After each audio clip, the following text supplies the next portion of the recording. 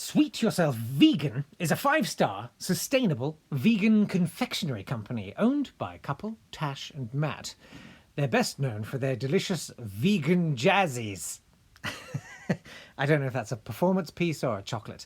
It sounds delicious, though. Luxury pick and mix sweet boxes, and they have gifting options, too. They make their own weird and wonderful handmade chocolate bars, too, including the ever-popular stuffed Biscoff bar. 3 words that have never been put together before, but definitely should have been.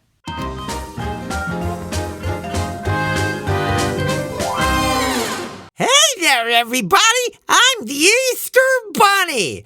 I'm a vegan, just like all bunnies are, so I don't really understand why I keep delivering milk chocolate eggs to everybody. But anyway, the Vegan Life podcast is perfect for me because it's all about vegan Easter! Happy Easter! I can't sustain that.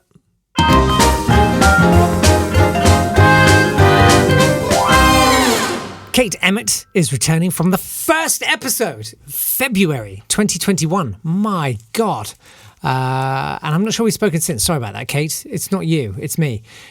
She's been enjoying cake since 1972, eschewing cruelty to animals since 1981. You should have seen her before. She was a monster. And has over 10 years of cake decorating experience. That's how long it takes me to do one cake. Kate opened the Jesmond Cake Company, which is a 100% vegan cake company based in Newcastle upon Tyne a few years ago. Never look back. Beth from Vecreation and from our chocolate episode is back. Her main focus is to Vecreate. Do you see now? Do you see the becoming? All our favourite we should do a vegan version of Silence of the Lambs. That would be all our favourite mainstream bakes and chocolate bars to near exact accuracy. But Beth's love for all things baking as the kitchen leads her to creating savoury dishes, organising community baking events like Vegan Bake Off, and completing technical cake decorating challenges, which seem to include an awful lot of replicas of The Witcher just lately. It's been a lot of that. You for effort on that one, eh? Oh yeah, I've seen every iteration. It's great to watch. I mean, you've got it pretty good now. It looks like the Witcher guy. The first one, you know, it was quite pouty. Yeah, it looked like you'd sculpted him by mouth. Anyway, also with us is Holly Jade from the Little Blog of Vegan, a multi-award-winning vegan food and lifestyle blog, Food Blogger of the Year 2017, top 10 must-follow blogger of 2018, featured in Hello magazine, and isn't that just everyone's dream? Multiple recipes in magazines, and all her recipes are 100% vegan and delicious. Welcome to all of you. Thank you. And Easter. It's good, isn't it? I mean, a little bit sad, a little bit happy, obviously, if you're talking about, you know, the actual story and that. But obviously we like to celebrate with a giant bunny that inexplicably lays big eggs made of chocolate. Don't know anything about that. We've had lots of questions. You guys are all very, very strong on baking. So I'm excited to see what you got for us. People have been emailing their questions. It's podcast@veganlifemag.com. Kelly says, I would like to splash out this year on a decent stand mixer. I did that on Kate's once. Any recommendations or good reviews for one? Beth, let's start with you. Okay, so I feel like mixers are one of those equipment you really should invest in and spend a bit of money in. And I can really speak from experience because I have a KitchenAid and I also have a budget mixer. And the problem with the budget mixer is it doesn't have much weight to it and the motor's not that powerful. So if you do anything that has any resistance, it starts to kind of shake and it moves all about the place. And because all the power is dispersed throughout the machine, you don't get the power into what you're actually making, I find.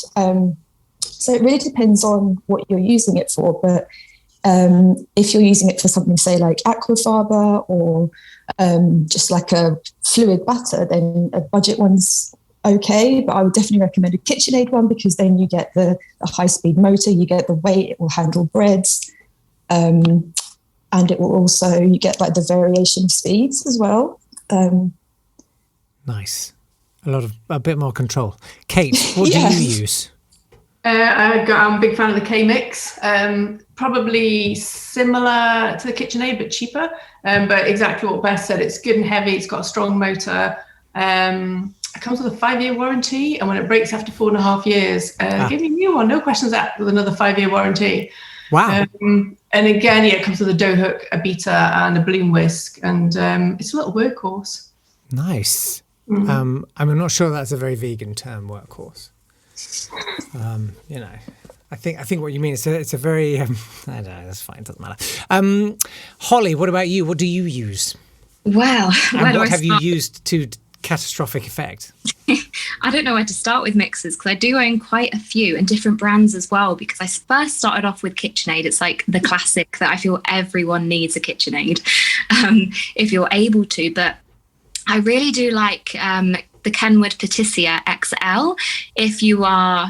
It's just a bit more professional and it offers a lot more features. But if you want something, again, I think Jess said, that's more on a budget, the Cuisinart one, I only got one recently and I absolutely love it. It whips up perfectly, and also it doesn't make that much noise as well. So they're like my 3. I love all those brands so much. Nice. Well, I would add one thing, definitely get one with a splash guard. Oh, definitely. After you splashed out on mine. Yeah. Especially if I'm coming around. No, so if you put in a kilo of icing sugar and you switch it on and you haven't got a splash guard, you will massively regret it.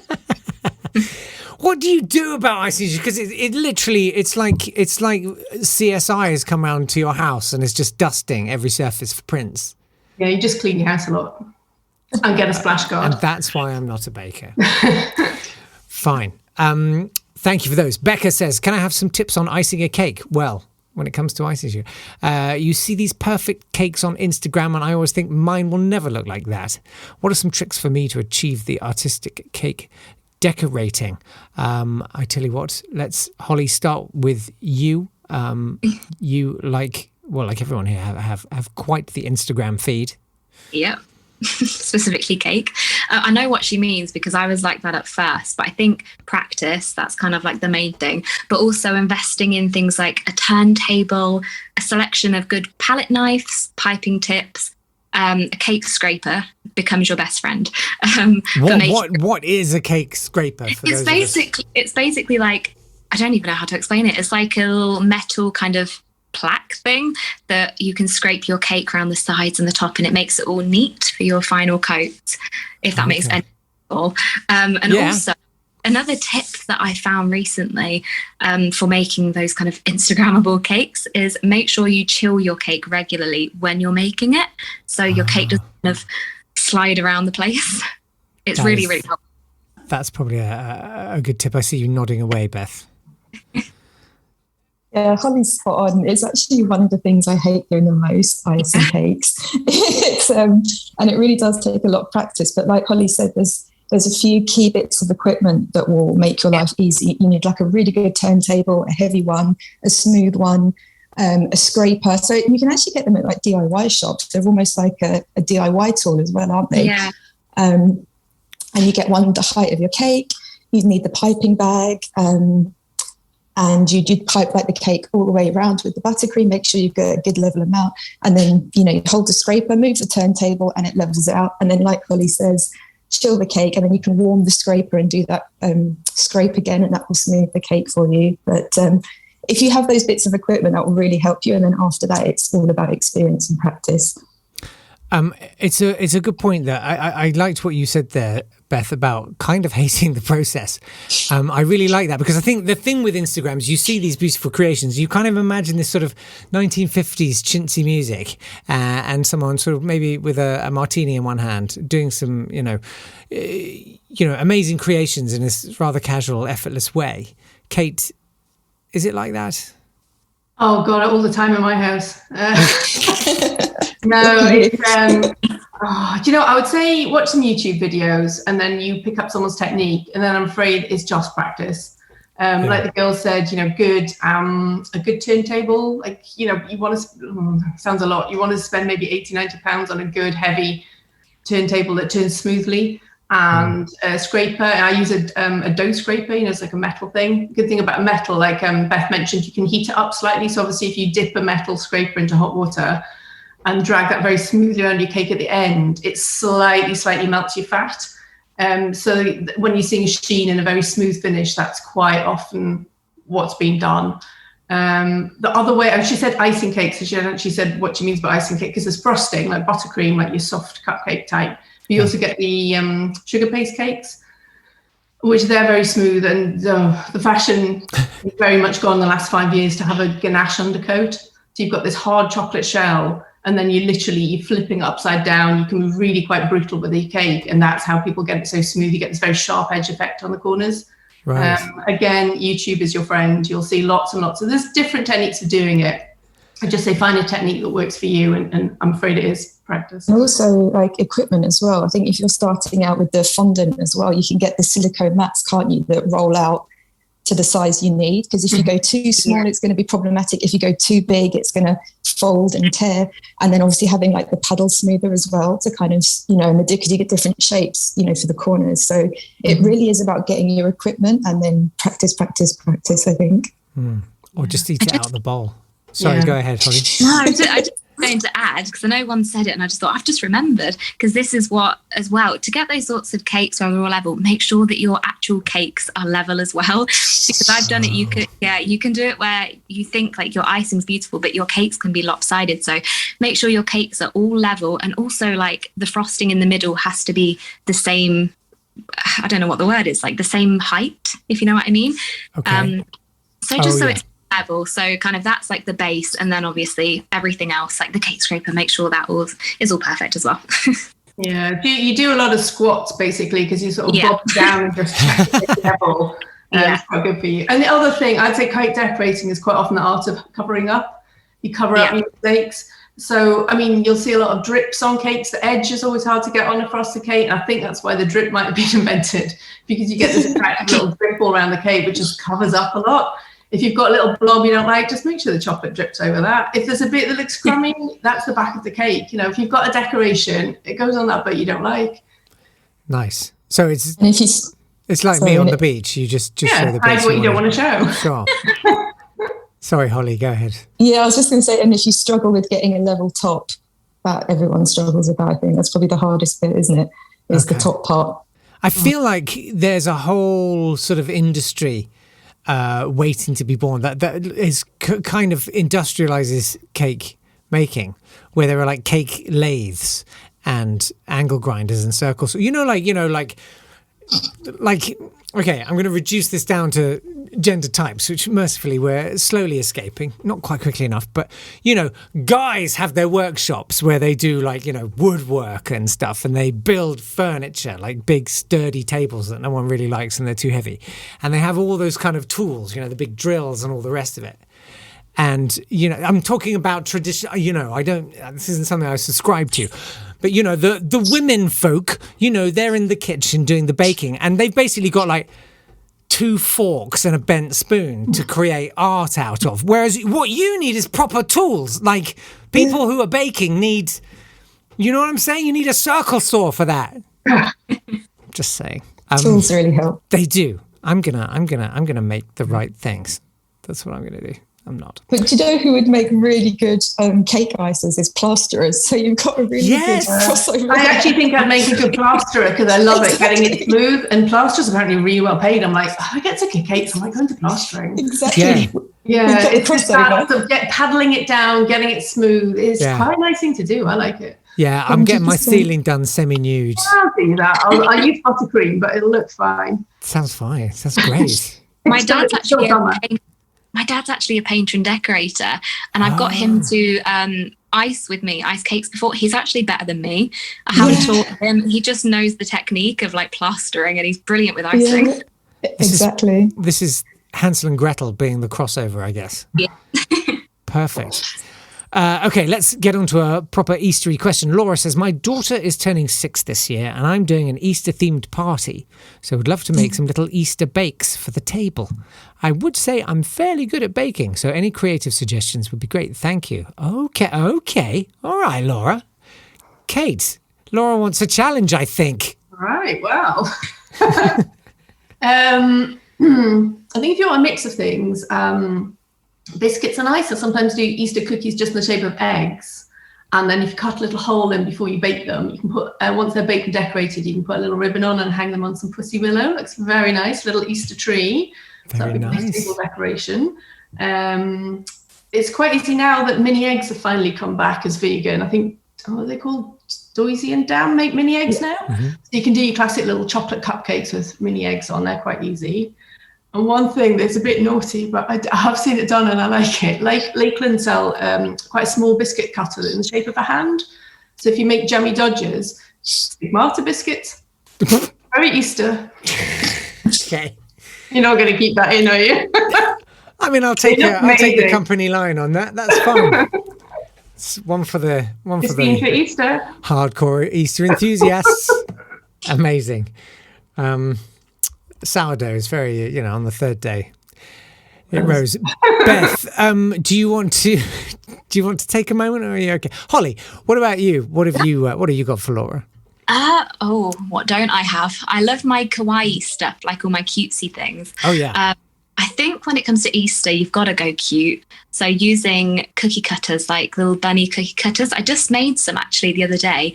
It was puff pastry. So you can use the Just Roll, the gluten-free one, or just the plain one, because they're both vegan. You cut out the pastry in bunny rabbits and you can put a jam inside or whatever you want and kind of put them together. And it makes like these adorable little handheld pastry kind of things. Oh. You can even on sticks to make little pops, and it'd be great for a kid's birthday. Rocky Road as well would be amazing with cute cookie cutters, and you can get all children involved. They're brilliant for parties, but cookies, cupcakes, those sorts of things, you just can't go wrong, I don't think.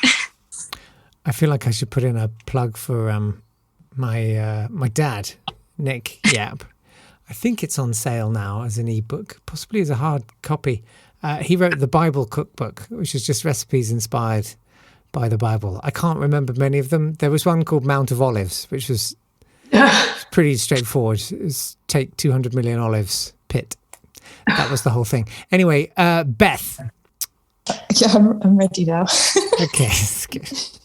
I have so much fun at Easter with kids. So years ago, I did cupcakes. I spooned out a little bit, filled it with, you could put like vegan Smarties or vegan mini eggs, and then make a little fondant chick, put it on the top, and then pipe grass. And then you can play like guess the color with the kids. And obviously it looks like the chick has kind of laid what's ever inside the cake. You can also do like, the plastic eggs and I would fill them rephrase. with... I'm just sorry to interrupt. I would rephrase that game as what's she been eating? Of course you would. Of course I would. Sorry. What was your next one? I'm so sorry. It's okay. And you can fill maybe kind of plastic eggs with like cake decorating stuff, and they can decorate their own cupcakes. And then something I saw online which inspired me was like you could do a sheet cake and then like chocolate cake crumbled for soil, and then you can maybe put like little bunnies and put carrots like inside, like fondant carrots. Somebody did chocolate covered strawberries to look like carrots, and maybe do like an Easter egg hunt in there. Oh God, you could do, there's like edible icing pens. So you can maybe do sugar cookies with an Easter drawing on it and colour that in with the kids. Or if you wanted to go crazy, you could do an Easter caterpillar cake. Easter bunny. I had to advocate that. There's lots of, or maybe Easter ice buns, like all the pastel colours and the zigzags and the dots and the icing. I think that would look really cool. That would look lovely. Some superb suggestions there. And when it comes to Easter drawings on cookies, thank you, Kate, for refraining.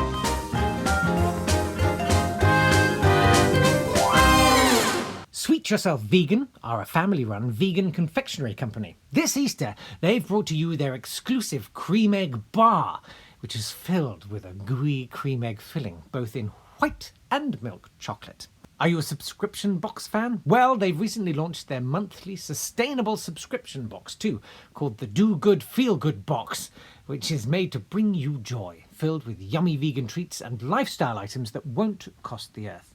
Visit www.sweetyourself.co.uk for more information and to order your cruelty-free treats. And use the code VEGANLIFE for 10% off.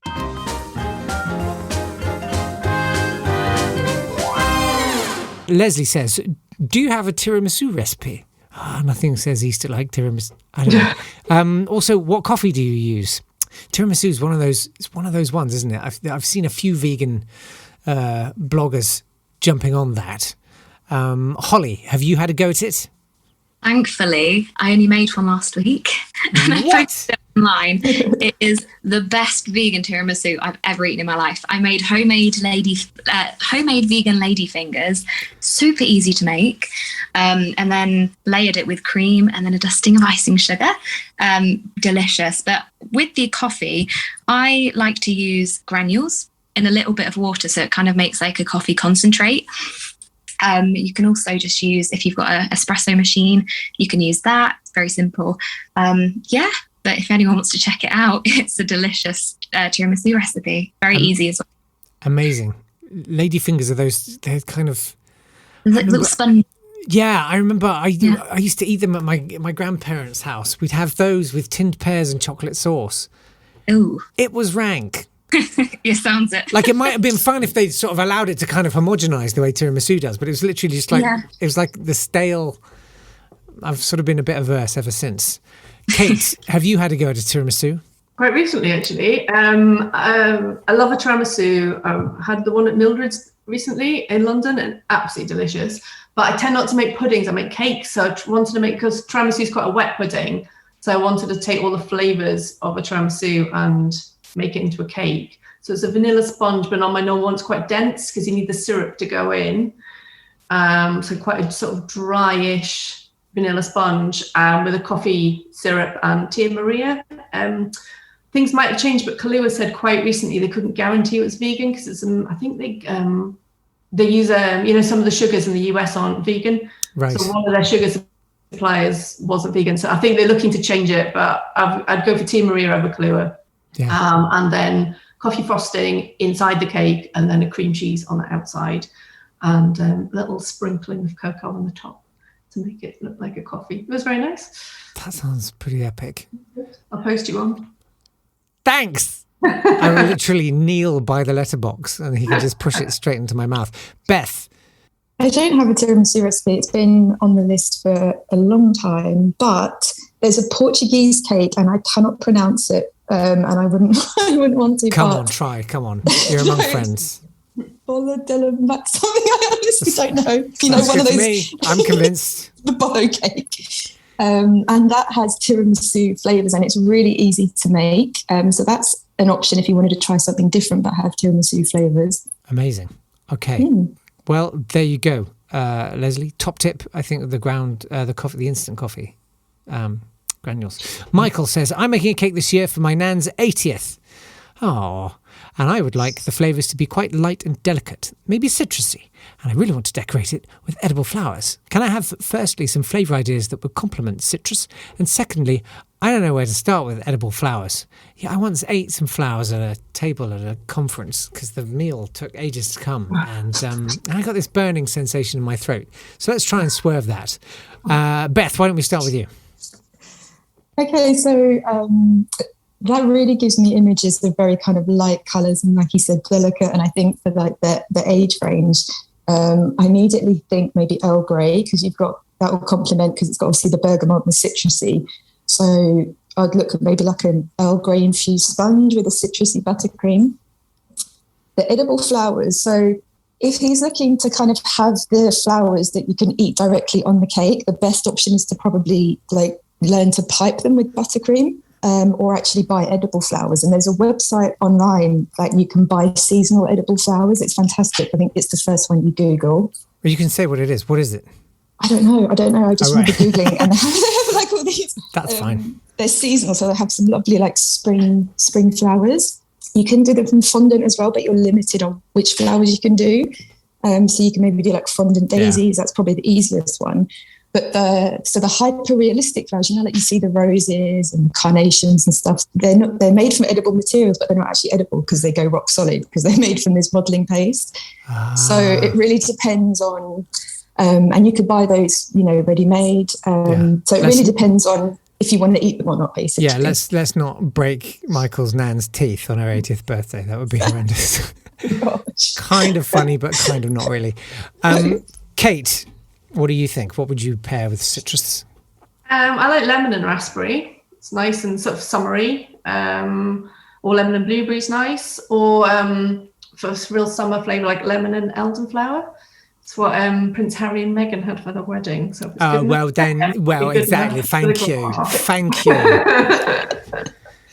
Nice. So maybe that flower. And again, on the edible flowers, it sort of depends what you mean. You can get like, sugar flowers that are edible. Like I said, the sort of big ones aren't edible. They're actually a choking hazard because they contain wires and sticks and everything. And let's not do that to Michael's name either. Yeah. But if you want actual edible flowers, you'll need organic. And you need to pop them on the cake really at the last minute because obviously they're fresh flowers and need to be kept in the fridge, and then put them on as late as you can in the day, otherwise they'll wilt. But they're really beautiful. I use a site called Maddox Farms, and they're edible, organic. They'll post them out by courier, keep them in the fridge. Really beautiful, obviously British, seasonal colours, and they do look stunning. And probably, you don't need to be a great artist to do them. It's not like piping flowers or making sugar flowers and just pop them on the cake and they just look so pretty, like a wild garden. So I think his grandma would love that. Brilliant. Thumb 'em on. Holly. So regarding flavours, I really like orange and cream cheese together because it's quite light and it gives you that sort of like carrot cake feel without the carrot. Also, things like strawberry with lime is actually a really delicious combo. You wouldn't think it, but it's really tasty. And then for the flowers, I actually came across a company recently that do edible flowers for bakes. They're called Natured in Norfolk. They're beautiful, and they come in like little packs and you can use them on your cakes. They sound good. Yeah, definitely recommend that company. Brilliant. Hey, thanks very much. Michael, good luck. That's such a nice thing to do. You're a very good grandson. Well done. Simon says, what's the best egg replacement to use? There's so many out there. And I feel like you're all going to say, well, it depends what you're doing with it. Am I right, Kate? Yes, exactly right. Sorry. That's fine. So tell us. Egg does a lot of thing in the cake. So it'll bind, it'll act as a raising agent. You can whisk it. So you need to understand what your egg's doing in that recipe. So obviously if it was something meringue, you're creating, replacing egg white. I go for aquafaba. If you want something really binding, ground flax egg. And I do a class that's baking with fruit, and just to show how strong flax egg would make like a gluten-free apple cake. So it's quite a loose, wet cake, like a carrot cake, but spiced apple. And then gluten-free, which is a bit more crumbly, and the flax egg just holds it. By the way, if I was a vegan assassin, I think you could kill a man by just pouring a couple of spoonfuls of flaxseed into their mouth, couldn't you? Ground or unground? I don't know. I'm just saying, once it hits their stomach and starts expanding, they're literally going to explode. Yeah. I feel like this could be the next Clint Eastwood in The Line of Fire. The president suddenly gets force-fed a pint of flaxseed. Well, if I hear of a horrible flaxseed murder, I know who it was. And pops. Yeah, I'm definitely going to cut. Holly, what about you? What do you use as a replacement egg, and in what and when and how and that? For different things, I do use different items. So for cakes, it's usually making like a buttermilk with apple cider vinegar with a bit of dairy-free milk. In donuts specifically, I like them a bit chewier. And I found that ground flaxseed and chia seeds work brilliantly. For things like molten cakes, I like bananas, mashed up banana, macaroons, you have aquafaba. So I do find kind of different things work for specific bakes. And I really do like as well, you can get powder egg replacements. I think the company Organics do a really good powder egg. Sorry, who Organics? I think that's the brand. I think I've got them right. Oh, just Organics. Sorry, I thought the thing had cut out for a second. Okay. Yeah. Very good. Oh, and also, vegan egg is one of my favourites as well. Just thought I'd add that in. That's all good. I feel for Simon because he's like, I just wanted one answer. But, there is one. Beth, have you done anything with is it psyllium husk? I put some in some cookies and they were really good. No, so I don't actually advocate for a lot of the classic vegan egg replacements, to be honest. And I haven't tried. I have seen, I think it was it School Night Vegan? He started Yes, he's that, big didn't on he? that. Yeah. It was because Yeah. of him that I tried it. And it was good. It was really good. Yeah. So would you echo everybody else's? I think directly to Simon's question, if you're just looking to kind of take a non-vegan recipe and say, right, which egg replacer do I use and do a straight swap? I wouldn't recommend that. I would just find a vegan recipe developer that you like and just use a tried and tested vegan recipe. And then if you're going to go further than that, I don't like the banana or is it chia or chia seed? Well, however you want to say it, it's all good. Chia seed. I don't kind of sort of tend to focus more on like manipulating techniques. Yeah. But you do really, as Kate said, you really do have to kind of look at what the eggs did in the original recipe if you're going to go further into it. And then, because a lot of the vegan egg replacements are just binders, and as Kate said, they do much more than that. They rise structure, emulsify, tenderize. So you kind of need to look at ways to adapt all of that. And I'll stop there because otherwise I'll just go off onto a bit of a lecture. It's perfect. It's one of those ones. Simon, simply do a 4-year degree in food science. Exactly. And Chidinma has the last question, which is, what's a good cream cheese alternative for cheesecake? That's a really good question. There are so many out there now. Holly, let's start with you. My favourite that I constantly go back to is Violife. It's the best one. I really, really love that. Sainsbury's also have a brilliant free from cream cheese that I love as well. I think they're my two that I always recommend. Now, is that for like an unbaked cheesecake, or is that for a baked cheesecake? Because it can be for both. They work both perfectly. Okay, amazing. I do love cheesecake. I know. Beth, what about you?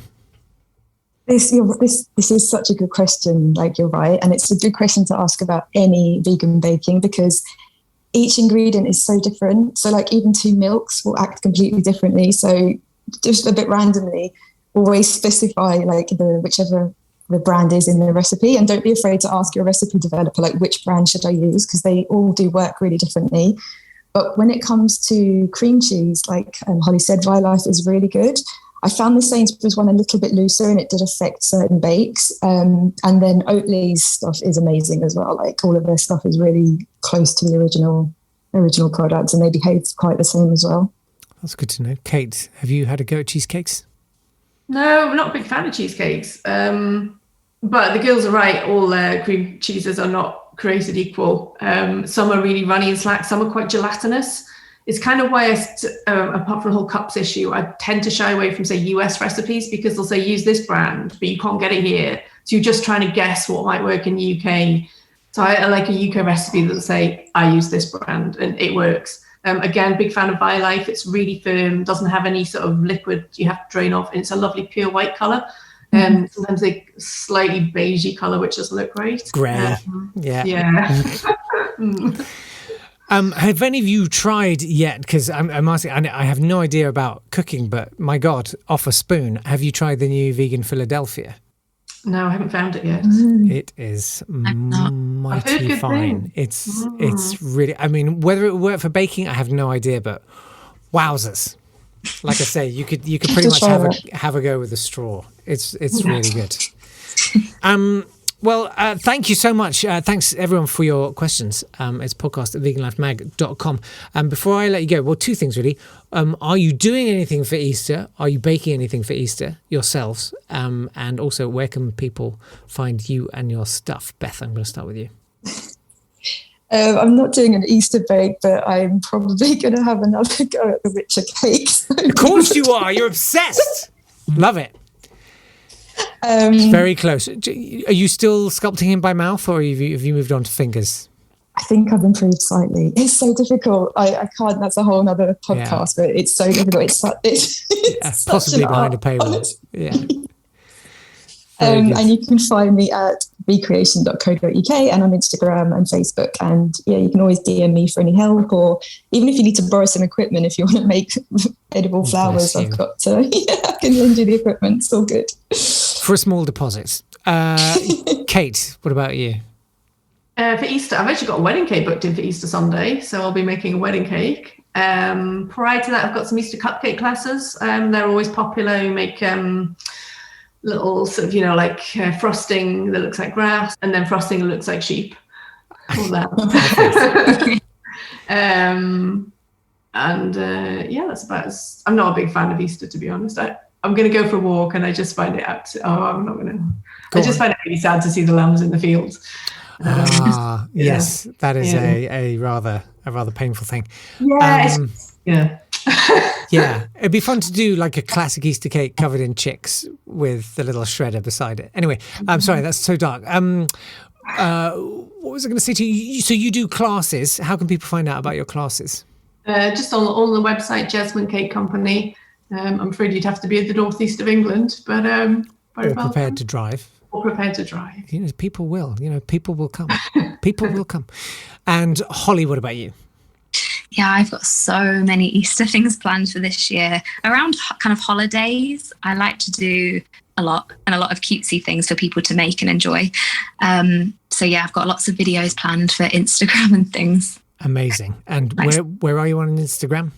I'm at The Little Blogger Vegan, and then all the recipes will be on thelittlebloggervegan.com. You can also get my brand new baking book, The Little Book of Vegan Bakes, online, such as Amazon UK, WH Smith, Waterstones. Just make sure to check online for more details. Perfect. Thank you, all three of you, so much. And I hope you have a wonderful Easter. I hope you do too, if you're listening. And don't forget, if you've got any questions about any kind of vegan food, it's podcast@veganlifemag.com. Drop us an email. How are you? What are you doing? Have you discovered something that you love and you want to share with us? Do that. We really love hearing from you. Veganlifemag.com is where you can get a subscription to the magazine, or you can go and buy it in a shop and actually talk to someone. Make the effort. Wow, guys, it's so important. The face-to-face. Anyway, I'm rambling. I'm in France. I don't even know why I'm saying any of this. Why are we? I'm getting existential. It's very late at night and I'm sleepy. Sorry. I hope you enjoyed the show, and we will see you next time. Hey, don't forget the socials. It's veganlife_podcast on Instagram. Is that everything? Wow, sorry. Sleepy now. Good. It was doing the Easter Bunny thing at the top of the show. Absolutely destroyed me.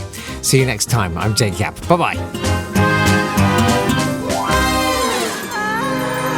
This has been a Swanburst Media production.